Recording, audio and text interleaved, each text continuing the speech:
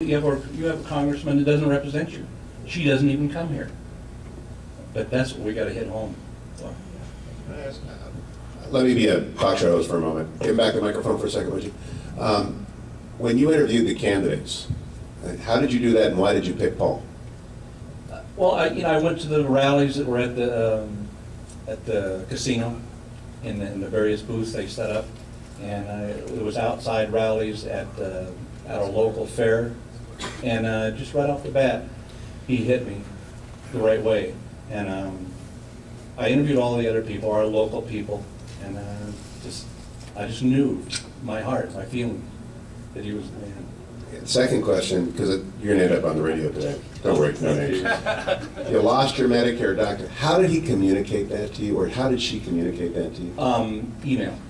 I'm very sorry. Oh my gosh. Well, I've talked to him since then, and he said, I'm sorry, maybe I'll reconsider by fall, but he says, right now I can't take Medicare patients. I just can't afford the reimbursements. And he felt especially because we golf together once in a while, and he's been my doctor for 12 years.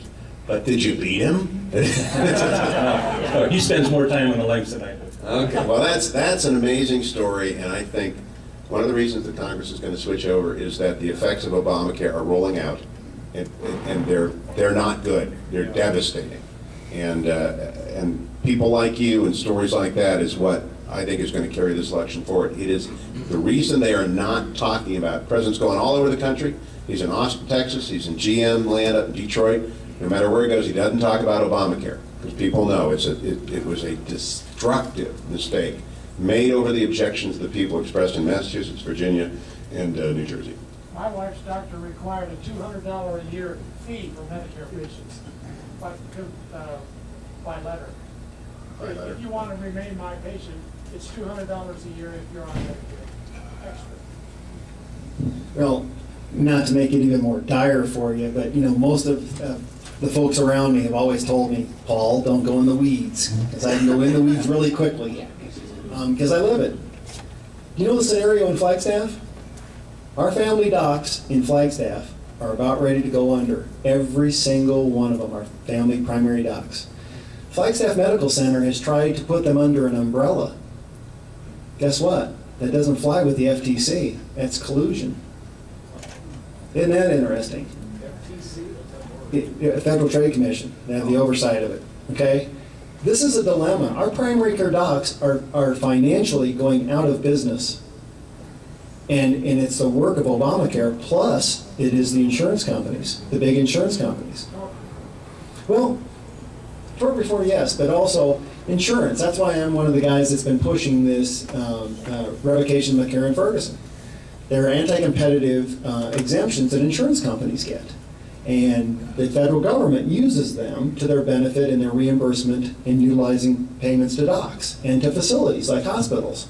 And it's particularly poignant in rural America.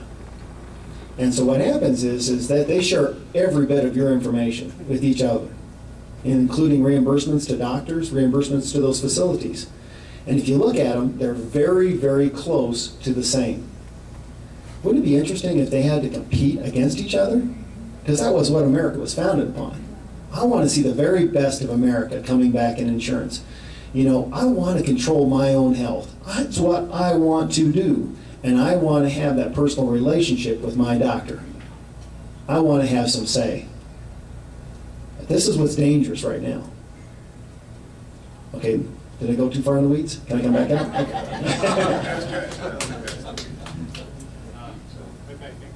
I hope people don't get sucked in by some Representative Kirkpatrick's votes like happened in trade, because I was naive thinking, oh, that's great, but people should know that she is given a pass by her party because of the district she's in, so don't get sucked in by her votes and her platitudes.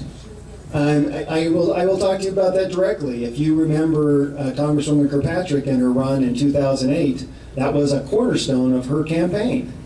And trust is a series of promises kept. And I wonder why the Navajo Nation is very uneasy with Congresswoman Kirkpatrick, because they know exactly what that is, and she'll give that vote accordingly when it's needed. So, and that's one of the things we have to do, keep to the issues and make sure that people harp, Squeaky wheel always gets